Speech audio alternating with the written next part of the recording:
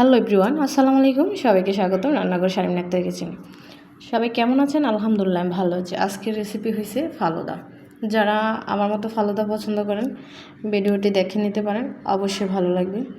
আমি প্রথম এগুলোর জন্য জেলি বানিয়েছিলাম, তারপরে দুধ গরম করেছিলাম, সাবুদানাগুলা আগে তৈরি করেছিলাম।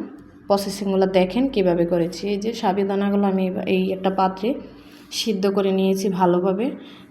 এই সিদ্ধটা না একেবারে করে ফেলতে হবে, এটার পরে চুলায় বসানো হবে না। এই যে আমার সিদ্ধ হয়ে গেছে, আমি ঠান্ডা পানি দিয়ে এগুলোকে এখন ভালোভাবে নেড়ে যখন ঠান্ডা হয়ে যাব একটা জাকির মধ্যে ছেঁকে নেব। দেখেন এই যে আমি এই পাশে 2 কালারের জেলি তৈরি করেছি, এগুলাকে ফ্রিজে রেখেছি, নর্মাল ফ্রিজে।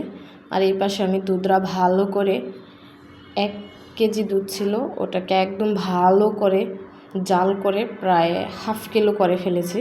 এই যে দেখেন দুধটা একদম মাখা মাখা হয়ে গেছে। আমি ফ্রিজে রেখেছিলাম, এই সাবুদানাগুলো ফ্রিজে রেখেছিলাম। এখন আমি সম্পূর্ণ রেসিপিটা একসাথে প্রসেসিং করে আপনাদেরকে ফালুদাটা দেখাচ্ছি।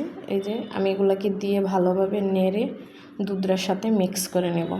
এই যে দেখেন একদম দুধের সাথে মিক্স করে নিয়েছি, একটা মাখালো মাখালো ভাব। এই জায়গায় আমি লিচু নিয়েছি, আম নিয়েছি, আপেল নিয়েছি, সাথে কলা ছিল। এগুলোকে সব প্রসেসিং করে কেটে আমি একটা প্লেটে নিয়েছি। জেলিটাও এক পাশে ভালোভাবে কেটে নিয়েছি ছোট ছোট টুকরা করে। এই যে দেখেন আমার বাচ্চারা এক্সাইটেড কখন খাবে। আমি এখন জেলিগুলো দিয়ে নিয়েছি, দুনো কালারের জেলিগুলাই আমি দিয়ে দিয়েছি। এই পাশে ছিল আমার ফ্রুটসগুলা, যে ফ্রুটসগুলো কেটে প্রসেসিং করে রেখেছিলাম ওগুলা দিয়ে দিয়েছি।